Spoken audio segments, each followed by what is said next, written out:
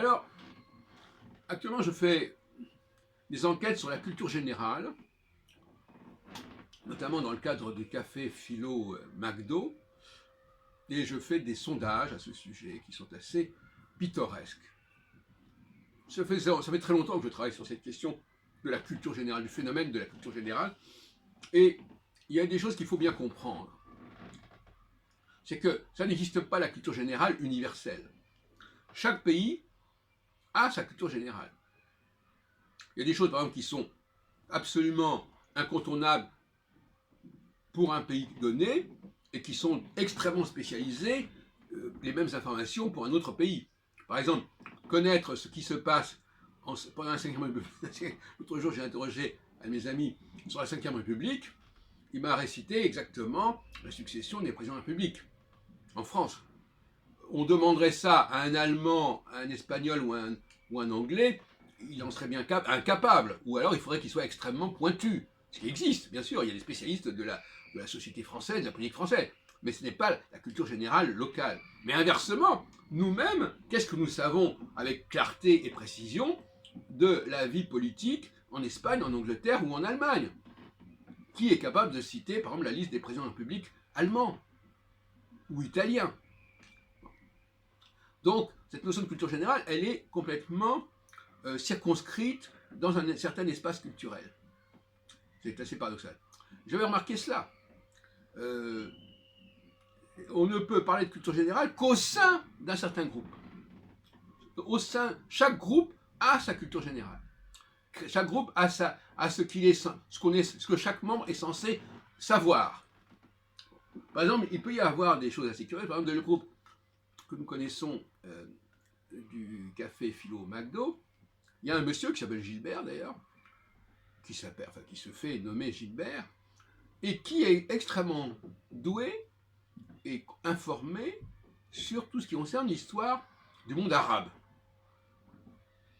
Alors il pose des cols sur le monde arabe, en quelle époque a vécu Saladin, comment s'appelait le champ de bataille de la bataille de Poitiers, qui dirigeait les armées berbères à l'époque de Poitiers, qu'est-ce que c'est qu'un mort, etc. etc.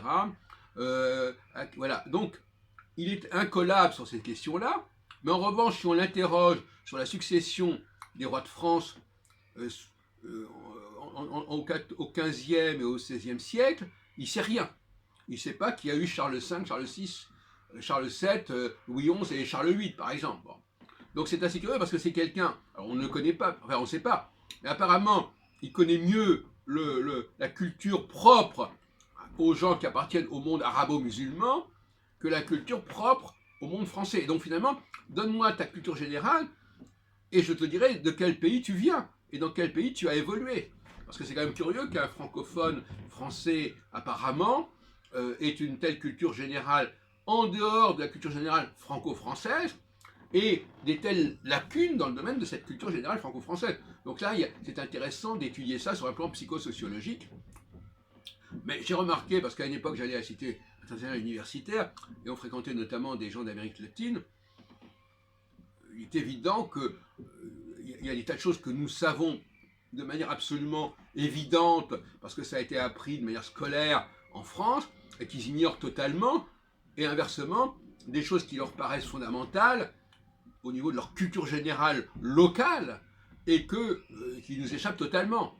Sauf, alors bon, alors on voit qu'à ce moment-là, il n'y a que quelques spécialistes, une élite en quelque sorte, qui est capable de transcender les clivages socio-culturels, socio-politiques, et qui peut savoir davantage de choses que la moyenne sur ce qui se passe à l'étranger. Bon, il est évident qu'en France, par exemple, on a quand même une petite connaissance d'un certain nombre de conflits qu'on a pu avoir avec nos voisins, et qui élargissent un petit peu notre culture générale. On a quand même quelques petites connaissances sur l'Allemagne, l'Angleterre, et l'Espagne ou l'Italie, par le biais qu'il y a eu des débordements, etc. Bon, mais jusqu'à un certain point. Il ne faut pas non plus trop creuser. Personne n'ignore évidemment l'existence de Hitler, par exemple. Personne n'ignore l'existence de Mussolini. Bon, maintenant, on interroge les gens sur la reine Victoria. Bon, il y a déjà moins de gens qui sont au courant. Bon, sur Elisabeth II d'Angleterre, oui, enfin, il faudrait voir aussi quelles sont les marges, les petites marges que l'on dépasse par-delà sa culture générale, ou plus exactement, quelles sont les marges qu'une culture générale locale est censée dépasser et déborder parce qu'il y a eu des interactions entre le pays concerné, ou la région concernée, ou le groupe concerné, et d'autres groupes. Voilà ce que je voulais vous dire à ce sujet.